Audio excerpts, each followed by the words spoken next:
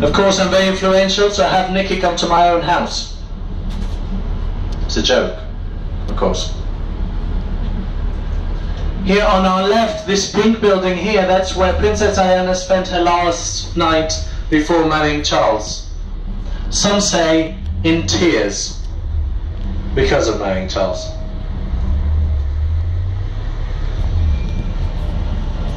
Here on the right hand side corner of this square, one of the most sought after properties is. It is the white and grey house on your right. That is the place where Queen Elizabeth II was born. Some people ask, why was Queen Elizabeth II born there if she is now Queen of England?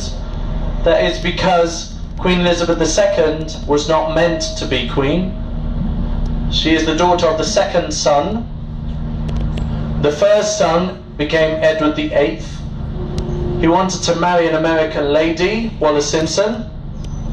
The royal family did not let him marry Wallis Simpson, so he abdicated.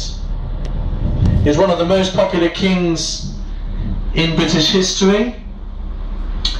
It was the most popular in people, so it was the one to which the most amount of people went to his coronation, up to Queen Elizabeth II, who beat him at a coronation.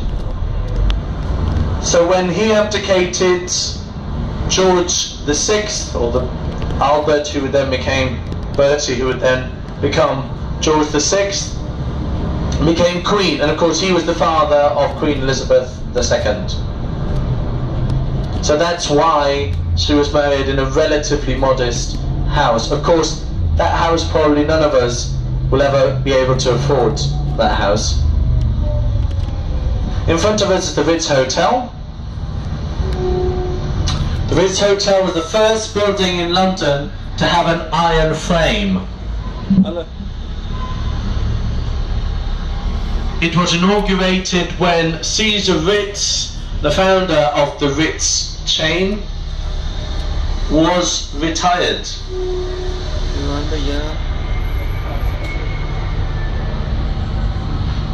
It is one of the most famous hotels in London. The last time I checked, for you to have tea in the tea room, it was a 3-month waiting list. And to have the whole service at about £60, the whole service.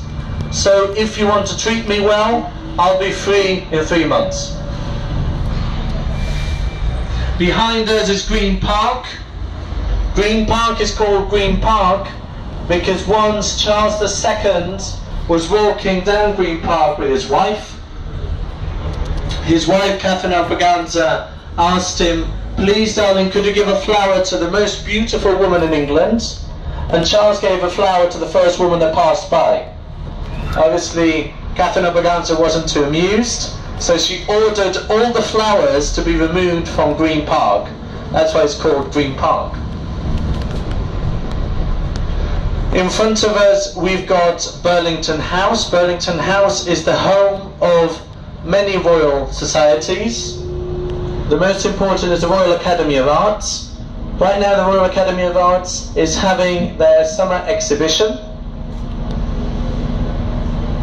It consists of one half which is curated by academics and another half which consists of art that has been submitted for contest for it to be exhibited at the summer exhibition. The summer exhibition has been going on for 200 years.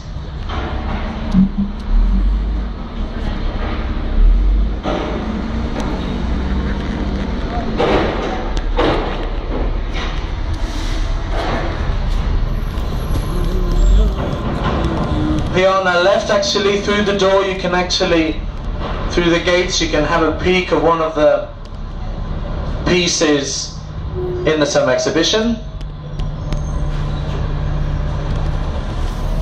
I do recommend it if you like modern art.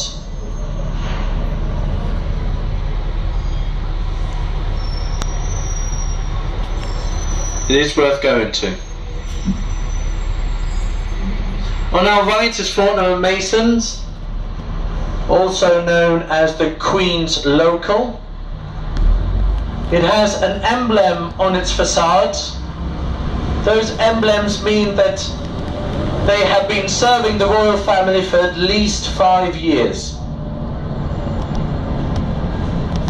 Here on our right is St. James Piccadilly.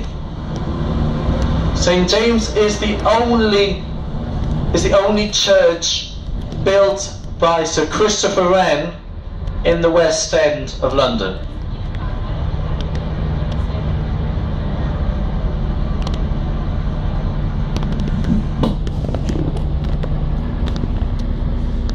We're now going to enter Piccadilly Circus.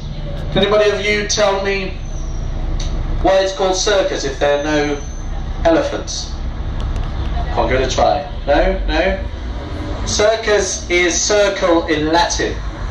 And that is because originally it actually did have a shape of a circle. Later on we'll be able to see Ludgate Circus, which does have the shape of a circle. Although it is true that it could be called circus because you do find quite a lot of clowns around here. Just in front of us, that statue is the Eros, or some people call it Cupid, of Piccadilly Circus. It's actually not an Eros or a Cupid. There are two conflicting stories which you find about. One which says that it's actually the messenger of Hermes, and others that it's the angel of human charity.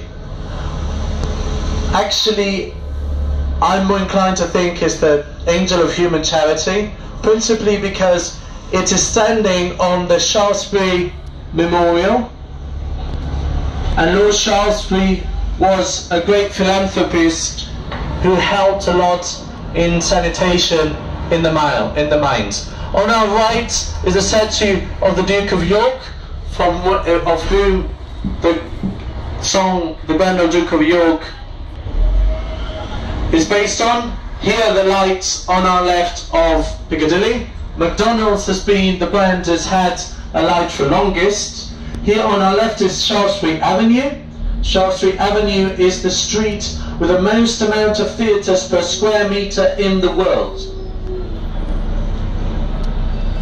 London is the theatre capital of the world. It is the capital with most theatres in the world. In front of us is Leicester Square, famous because it's the place where all the Hollywood, well, most of the Hollywood films have their European premiere. This street is called Haymarket because there used to be a Haymarket in this place.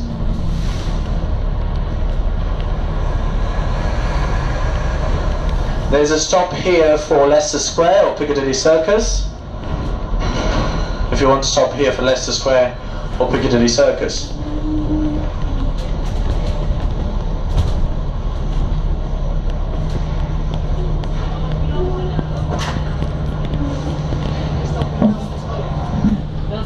Actually, we had a stop inside the Sainsbury wing of a... Oye, ya te veo, ¿cómo se venía? ¿Ah?